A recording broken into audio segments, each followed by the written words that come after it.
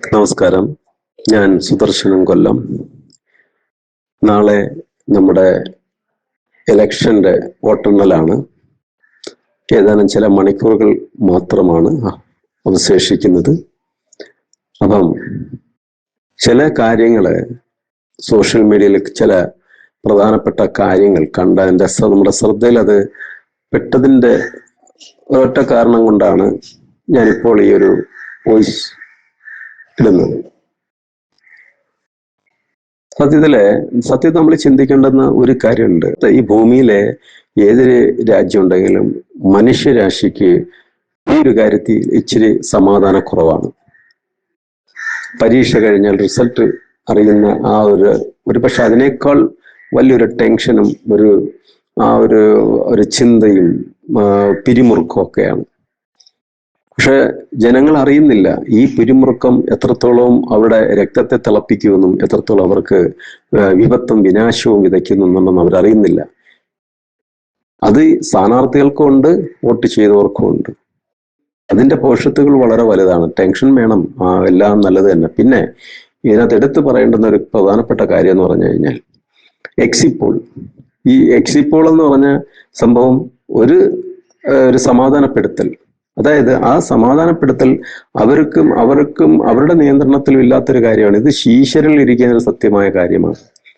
ഒരു പരിധിവരെ അവർക്ക് പറയാം, അത് കഴിഞ്ഞാൽ അവർക്കും പറയാൻ പറ്റില്ല. കഴിഞ്ഞ സുരേഷ് ഗോപിയുടെ നിന്ന സമയങ്ങളിൽ ഇവിടെ എത്ര എക്സിറ്റ് പോൾ ഉണ്ടായിരുന്നു? ആര് ശക്തമായിട്ട് തീർത്തും കൽപ്പിച്ച് പറഞ്ഞു?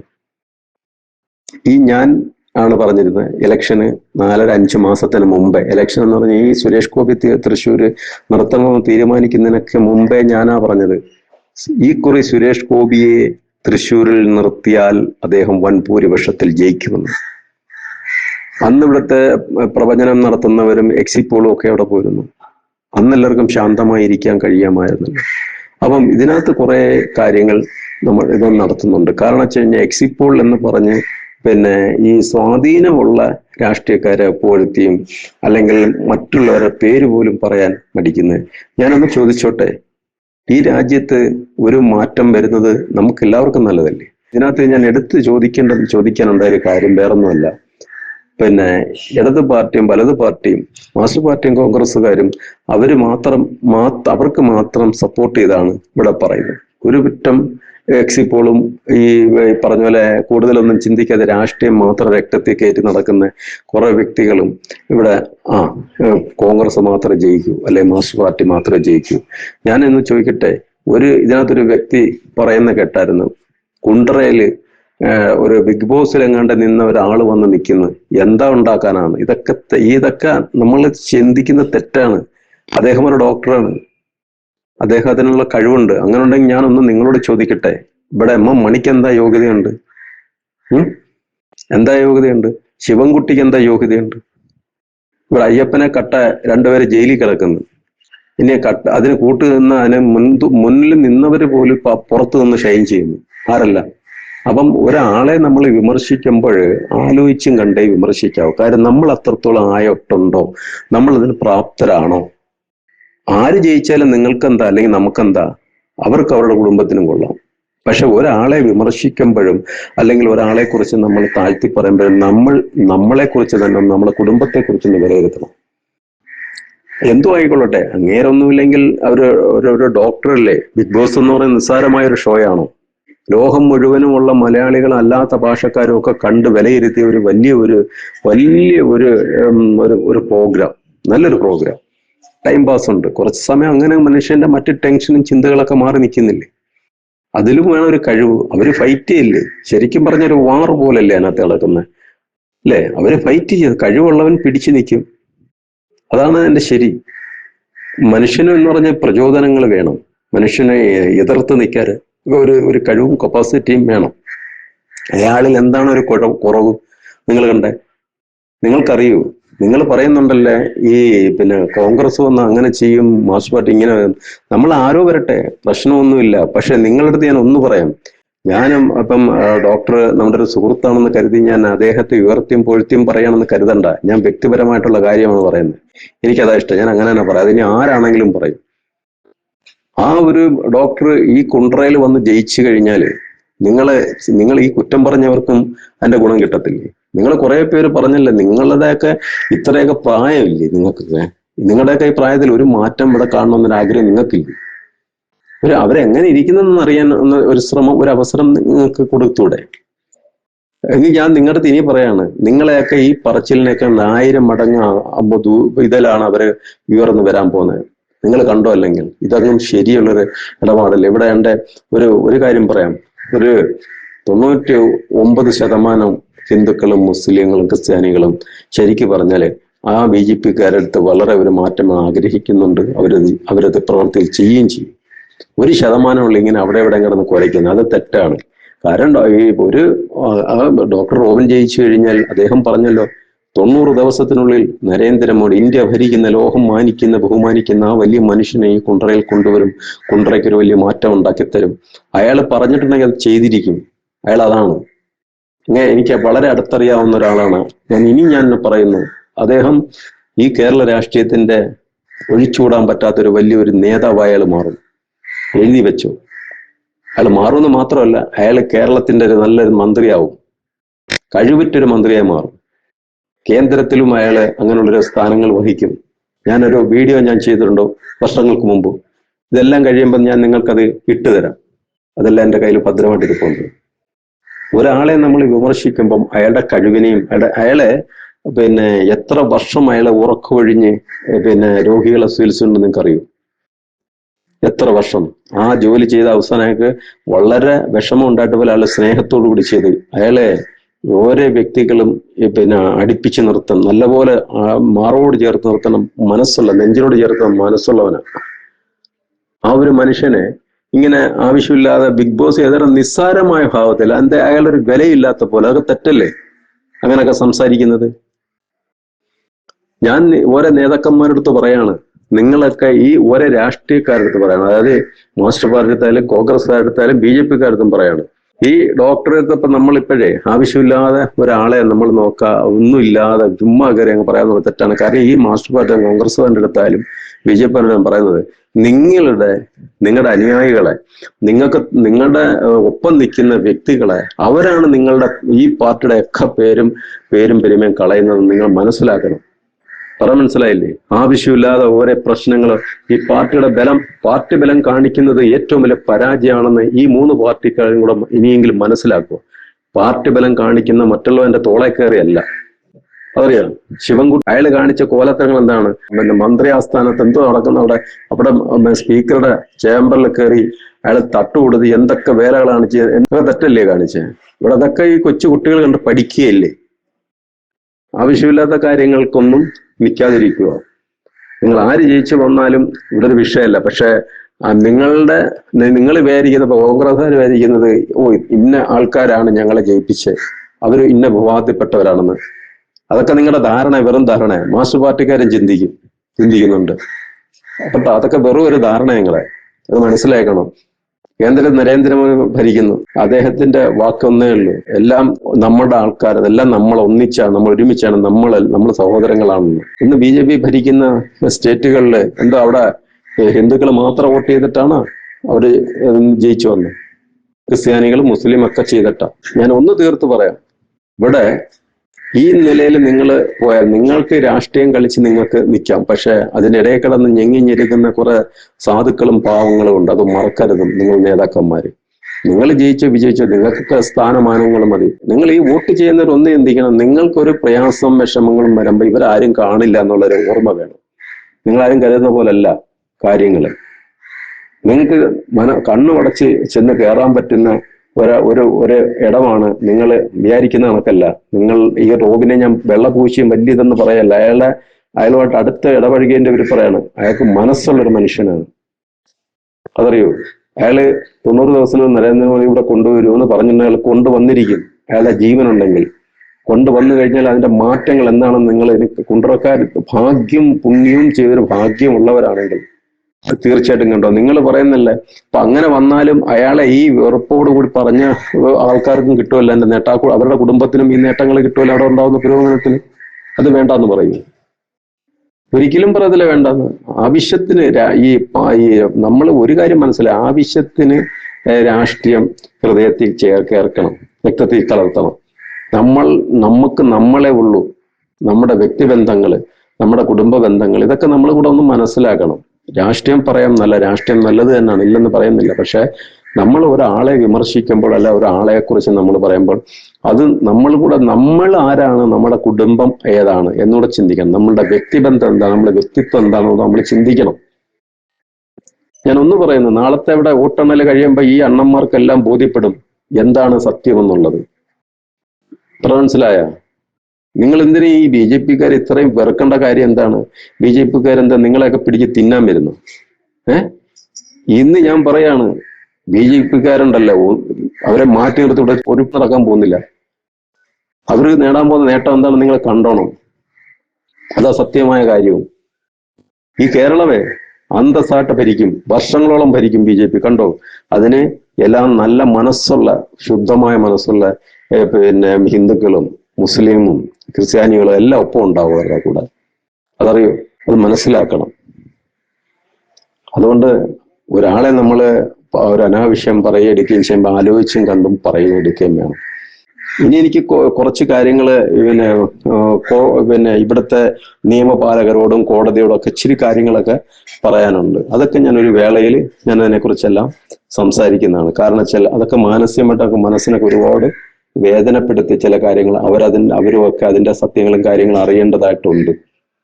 അതുകൊണ്ട് രാഷ്ട്രീയം നമ്മുടെ രാജ്യത്ത് അത് അനിവാര്യമാണ്.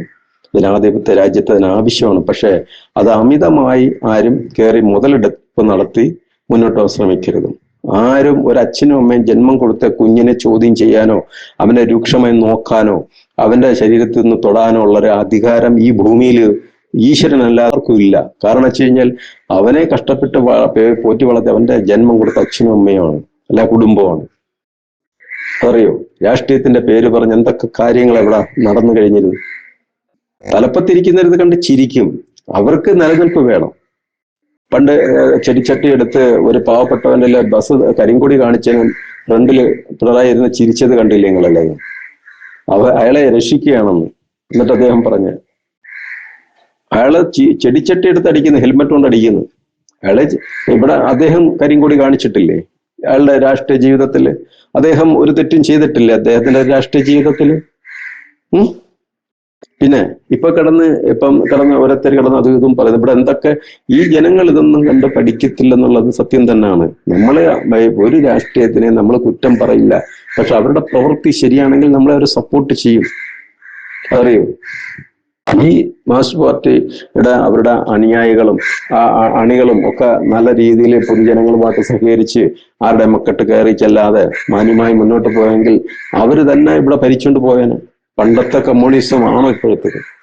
ഞാനും ഒരു പക്ക കമ്മ്യൂണിസ്റ്റ് പാർട്ടിക്കാരനായിരുന്നു 1984 വരെ. എനിക്കുണ്ടായ ആ മാരകമായ വേദന, സൗദി അറേബ്യയിൽ വെച്ചുണ്ടായ വേദനയും പ്രയാസവും നിസ്സാരമല്ല. ഞാനാണ് അനുഭവിച്ചത്, അല്ല ഈ നേതാക്കന്മാരല്ല. എന്നെ അറിയാവുന്നവർക്കെല്ലാം അറിയാം. ഞങ്ങള് കമ്മ്യൂണിസ്റ്റ് പാർട്ടിയായിട്ട് ഇന്ന് ഒരുപാട് അവർക്കെല്ലാം അറിയാം ഞാൻ ആരാണ് എന്തായിരുന്നു എന്നുള്ളത്. അറിയോ? കറതീർന്ന ഒരു കമ്മ്യൂണിസ്റ്റ് പാർട്ടിക്കാരനായിരുന്നു. അറിയാ? എന്റെ രക്തം നിളഞ്ഞിരിക്കുന്ന എന്റെ ചെറുപ്പപ്രായത്തില് കോൺഗ്രസ്സുകാരന്റെ കൊടി ഊരി അഷ്ടമുടി കയ്യിൽ കളഞ്ഞിട്ട് അവിടെ കമ്മ്യൂണിസ്റ്റുകാരന്റെ കൊടി കുത്തിയ ഒരു വ്യക്തിയാണ് ഞാൻ. എന്റെ വീട് നിറയെ കൊടിയാണ്. എന്റെ അച്ഛൻ അത്രയ്ക്കും കറതീർന്ന കമ്മ്യൂണിസ്റ്റ് പാർട്ടിക്കാരനായിരുന്നു. പറഞ്ഞ മനസ്സിലായ? ആ വീര്യം ഇന്നും ചുവന്നു പോയിട്ടില്ല. ഇന്നും ആ വീര്യമുണ്ട്. ഈ ഭൂമിയിൽ ഭയക്കുന്നെങ്കിൽ ഞാൻ എൻ്റെ ഈശ്വരനെ അല്ലാതെ ആരെയും ഭയക്കത്തില്ല. എൻ്റെ ആവശ്യം എനിക്കില്ല. ഇത് ജനാധിപത്യ രാജ്യമാണ്. തെറ്റുകൾ കണ്ടാൽ നമുക്ക് ചൂണ്ടിക്കാണിയാം. പക്ഷെ നമ്മുടെ ഭാഗത്ത് തെറ്റുണ്ടാവാനും പാടില്ല. അതാണ് ശരി. ഇവിടെ എന്തൊക്കെ നടക്കുന്നു? ചതി, വഞ്ചന, കുറുത, ഇതൊക്കെ നമ്മുടെ ആഭ്യന്തര കൈകാര്യം ചെയ്യുന്നവർ ഇതിന് വേണ്ടുന്ന പോലെ അവരുടെ സ്വതന്ത്രമായിട്ട് അവരെ വിടണം. അവരെ ആഭ്യന്തരം സ്വതന്ത്രമായിട്ട് അവരെ വിടുമ്പോൾ അവരെ കറക്റ്റ് കാര്യങ്ങൾ അവർ ചെയ്യും. അവരെ സ്വതന്ത്രരാക്കണം. പോലീസുകാരെ സ്വതന്ത്രരാക്കി അവരെ ഇത് നിയമം കറക്റ്റ് കൊണ്ടുപോകാനായിട്ട് അവരെ സജ്ജരാക്കണം. പക്ഷെ അതിനകത്ത് ഈ കീടങ്ങളുള്ളതിനെയൊക്കെ നുള്ളി മാറ്റിയും വേണം. അതിനൊരു വിങ് ഉണ്ടാവണം. അതാണ് വേണ്ടുന്നത്. സാധാരണക്കാരന് നീതി ഉറപ്പാക്കേണ്ടെന്നും സത്യത്തിൽ പറഞ്ഞാൽ ആ നീതി കിട്ടണമെന്നുണ്ടെങ്കിൽ ഈ നിയമപാലകരാണ് അവരുടെ കയ്യിലാണ് സത്യങ്ങളെല്ലാം ഇരിക്കുന്നത്. അവരാണ് കറക്റ്റ് പാലിക്കേണ്ടത്. അത് ആഭ്യന്തരം കറക്റ്റ് ആണെങ്കിൽ എല്ലാം ശരിയാവും. അവരാണ് കോടതിയിൽ കാര്യങ്ങൾ കൊടുത്ത് ബോധ്യപ്പെട്ട് സത്യസന്ധമായ രീതിയിൽ കാര്യങ്ങൾ കൈകാര്യം ചെയ്ത് മുന്നോട്ട് കൊണ്ടുപോകേണ്ടത്. ഇതിനെല്ലാം ഞാനൊരു വീഡിയോമായിട്ട് വരുന്നുണ്ട്. എല്ലാ കാര്യങ്ങളും ഇവിടെ ഉണ്ടായിട്ടുള്ള കാര്യങ്ങളും ഉണ്ടായിക്കൊണ്ടിരിക്കുന്ന കാര്യങ്ങളൊക്കെ വളരെ രൂക്ഷമായ വളരെ ഗൗരവമായ കാര്യങ്ങളൊക്കെ ഉണ്ട്. അത് മനസ്സിലാക്കേണ്ടതാണ്. അപ്പം കോൺഗ്രസ്സുകാര് കടന്ന് ബഹളം വെക്കുന്നു. കോൺഗ്രസ്സുകാർ ജയിച്ചു കഴിഞ്ഞാൽ ഇവിടെ സതീശൻ വേണോ രമേശ് ചെന്നിത്തല വേണോ എന്നും പറഞ്ഞു എന്തോ ഒരു ഇതൊക്കെ കാണിച്ചു കൂട്ടുന്നത്. ആദ്യം സീനിയാരിറ്റി അനുസരിച്ചല്ലേ അത് കൈകാര്യം ചെയ്യുന്നത്. സീനിയാരിറ്റി ആരാണെന്ന് വെച്ചാൽ അവർക്ക് അതിന് ഒരു സ്ഥാനം കൊടുക്കണം. അതാ വേണ്ടെന്ന്. ആ സീനിയാരിറ്റി വെച്ച് നോക്കുമ്പോൾ രമേശ് ചെന്നിത്തലയാണ്. അയാൾ ആഭ്യന്തരം കൈകാര്യം ചെയ്ത ഒരാളല്ലേ. കീഴ്വഴക്കം വേണം, അത് മാനിക്കണം. അപ്പൊ അതുകൊണ്ട് ഇപ്പം ആരും അങ്ങനെ വിധി എഴുതണ്ട. കാരണം ഇപ്പം മൂന്നാം ഭരണം മാർക്സിസ്റ്റ് പാർട്ടി നടത്തും, അല്ലെങ്കിൽ പിന്നെ അടുത്തത് പിന്നെ കോൺഗ്രസ് ആണ് എടുക്കുന്ന പിന്നെ അവിടെ BJP-യുടെ ഒരു പേര് പോലും പറയുന്നില്ല. അതൊക്കെ തെറ്റല്ലേ? BJP എന്താണ് ഇവിടെ അയിത്തം? അവർക്ക് എന്താ പ്രശ്നം? അവർക്ക് എന്താ കുഴപ്പം? അവര് ഭരിച്ച ഈ നാട് പിന്നെ മുന്നോട്ട് പോത്തില്ലേ? ആർക്കാ അവര് ഭരിച്ച കുഴപ്പം? ഇവിടുത്തെ മുസ്ലിങ്ങൾക്ക്, അല്ലെങ്കിൽ ക്രിസ്ത്യാനികൾക്ക്, അല്ലെങ്കിൽ ഹിന്ദുക്കൾക്ക്? അവരെല്ലാം ഉണ്ടല്ലോ ചുമന്നു നടക്കും തലയിൽ ഈ BJP. കാര്യം അവർക്കറിയാം സത്യം. മറ്റ് സ്റ്റേറ്റുകളിൽ നടക്കുന്ന കുഴപ്പങ്ങളും മറ്റ് രാജ്യങ്ങളിൽ നടക്കുന്ന കുഴപ്പങ്ങൾ എന്തൊക്കെയാന്ന് ഇവിടെയുള്ള നല്ല നല്ല തലയിൽ ആള് താമസമുള്ള മുസ്ലിംസിനും ക്രിസ്ത്യാനികൾക്കും അറിയാം. അതറിയോ അവരിവിടെ എത്ര സുരക്ഷിതരാണെന്ന്. പിന്നെ മതം പറഞ്ഞ് രാഷ്ട്രീയം പറഞ്ഞൊക്കെ പോകുന്നത് അത് തെറ്റാണ്.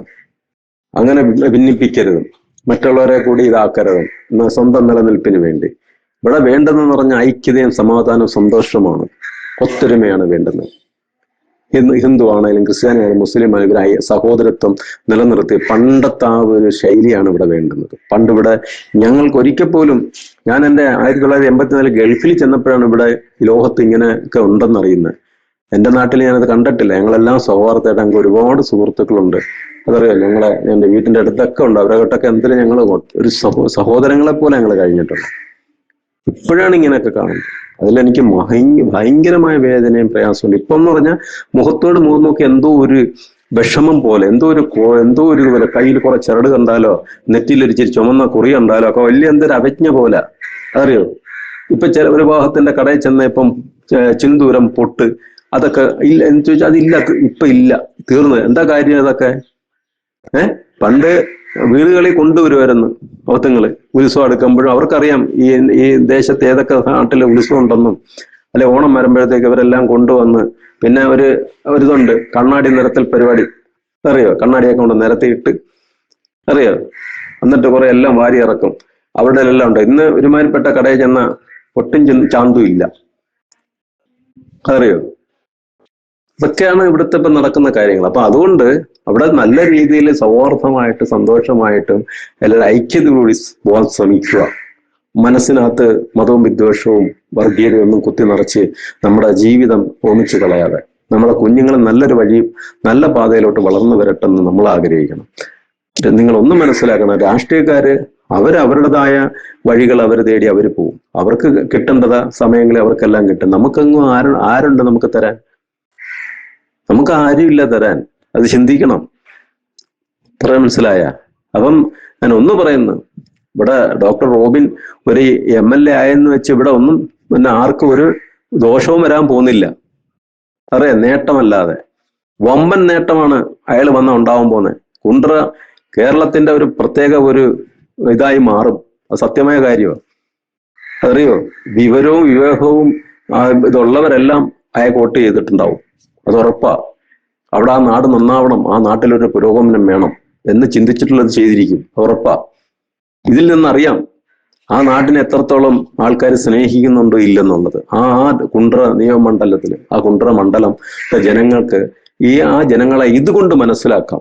ആ പുരോഗമനം അവരാഗ്രഹിക്കുന്നുണ്ടോ ഇല്ലയോ, അതല്ല ഇവിടെ മതമാണ് അല്ലെങ്കിൽ രാഷ്ട്രീയമാണ് ഇവിടെ വളരേണ്ടെന്ന് വികസിക്കേണ്ടതെന്ന് ഇതോടുകൂടി അറിയാം. പക്ഷെ ഞാൻ ഒന്ന് പറയുന്നു, നിങ്ങൾ കാണുന്നിടത്തല്ല ഈ സംഭവം നടക്കുന്നത്. മുകളിലിരിക്കുന്ന വലിയൊരു ശക്തിയുണ്ട്, അദ്ദേഹമാണ് തീരുമാനിക്കുന്ന കാര്യങ്ങൾ. അത് മനസ്സിലാക്കുക. പറയാൻ മനസ്സിലായില്ലേ? ഈ BJP ആസ്ഥാനത്തിനെയൊക്കെ ഞെട്ടിക്കുന്ന തരത്തിൽ, അവരെ പോലെ അമ്പരപ്പിക്കുന്ന തരത്തിൽ കൂടെ ഉള്ള ഇവിടെ മാറ്റമായിരിക്കും BJP കാഴ്ചവെക്കാൻ പോകുന്നത്.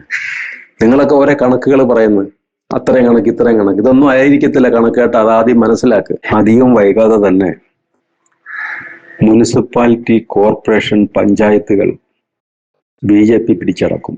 അതിന് യാതൊരു സംശയമില്ല. അങ്ങനെയാണ് സംഭവിക്കാനും പോകുന്നത്. അങ്ങനെ തന്നെ സംഭവിക്കും. അത് ഉറപ്പായും സംഭവിക്കും. ഒന്ന് മനസ്സിലാക്കിക്കോ, ഇവിടെ കേരളം BJPയുടെ കൈപ്പിടിയിലാവും. അതിനകത്ത് യാതൊരു സംശയമില്ല. അതിനെ എതിർത്ത് നിൽക്കുന്നവർ പോലും അതിനെ സപ്പോർട്ട് ചെയ്യുന്നൊരു സമയം ഒട്ടും വൈകാതെ വരും. വിദൂരമല്ല.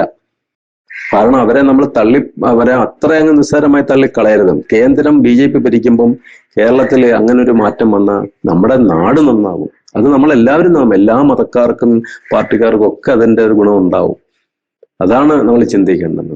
ഇനിയുള്ള ഏത് ഇലക്ഷൻ വന്നാലും ഒരു പേടി സ്വപ്നമായിട്ട് തന്നെ കുണ്ട്ര മണ്ഡലത്തിന്റെ കാര്യങ്ങൾ, ആ സ്ഥാനാർത്ഥിക്ക് ഡോക്ടർ റോബിനെ കുറിച്ച് ചിന്തിക്കുമ്പോൾ ഒരു പേടി സ്വപ്നം ഉണ്ടാവും. അത് സംശയമില്ലാത്ത കാര്യമാണ്.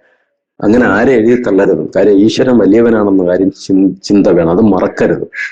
നമ്മൾ ആരാണ്, നമ്മുടെ കുടുംബം എന്താണ്, അല്ലെങ്കിൽ നമ്മൾ സ്വയം വിലയിരുത്തണം. നമ്മൾ ആരാണ്, നമ്മൾ എന്താണെന്ന്. വെറുതെ കയറി ചുമ്മാ കയറി അങ്ങ് വിമർശിക്കരുത്.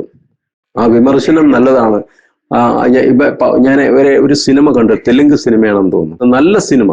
കുറെ ആൾക്കാർ കൂടിക്കൊണ്ട് അതിനകത്ത് ആ പ്രൊഡ്യൂസറെ തകടം മറിക്കാൻ, ആ നടനെ തകടം മറിക്കാനും വേണ്ടി അവര് വാട്സപ്പില് ഗ്രൂപ്പ് ഉണ്ടായി. അവര് പടം മോശമാണ് കൊള്ളത്തില്ലെന്നും പറഞ്ഞ് അവര് വാട്സപ്പിൽ കൂടെ ഇങ്ങനെ കമന്റ് ഇട്ട് അവസാനം ആ പ്രൊഡ്യൂസർ ആത്മഹത്യ ചെയ്യുന്ന കഥ, നടനുമൊക്കെ അതറിയോ. അവസാനം അവരുടെ ആത്മാക്കൾ വന്ന് പക വീട്ടുന്ന ഒരു സംഭവം ഉണ്ട്. അത് ഇവിടെയും സംഭവിക്കണം.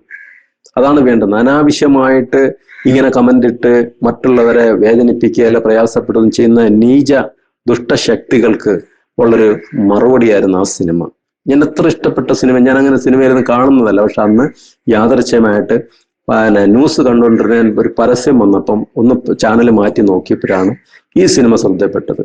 അതിന്റെ ഡയറക്ടർക്ക് ഞാൻ ബിഗ് സല്യൂട്ട് കൊടുക്കുന്നു. Big salute. അത് അനിവാര്യമാണ്. അത് നടപ്പിലാക്കണം. അത് നടക്കണം ഇവിടെ. അതാ വേണ്ടുന്നത്. പിന്നെ ഒരുത്തനിമാര് തെമ്മാടിത്തരം കാണിക്കാൻ ഇറങ്ങി തിരിക്കത്തില്ല. അതുകൊണ്ട് നിങ്ങൾ എല്ലാവരും നാളത്തെ ഒരു നല്ല ദിവസം സമാധാനപരവും സന്തോഷവുമായിട്ട് ഇതിനെ എന്താണെങ്കിലും ഇലക്ഷൻ എന്താണെങ്കിലും റിസൾട്ട് എന്താണെങ്കിലും നിങ്ങൾ അതിനെ നിങ്ങൾ മാന്യമായി കാണണം. ഇതിന്റെ പേരിൽ ഒരു വിദ്വേഷവും വെറുപ്പും വലിയ ഓവറായിട്ടുള്ള സംഘടനകളുടെ ആഘോഷങ്ങളോ കാര്യങ്ങളൊക്കെ നിങ്ങൾ ഒരു പരിധിയിൽ നിർത്തിക്കൊണ്ടെല്ലാം ചെയ്യുക. വിദ്വേഷങ്ങളും പ്രശ്നങ്ങളും ഉണ്ടാക്കാതിരിക്കുക. സന്തോഷമായിട്ട് ആരാണോ ജയിക്കുക അവർക്ക് വേണ്ടെന്ന് ഫുൾ സപ്പോർട്ട് കൊടുത്ത് എല്ലാവരും ഒപ്പം നിൽക്കുക. പിന്നെ BJPക്കാരെ അങ്ങനെ എഴുതി തള്ളാൻ വരട്ടെ കേട്ടോ. അത്രയേ ഇപ്പം ഞാൻ പറയുന്നുള്ളൂ.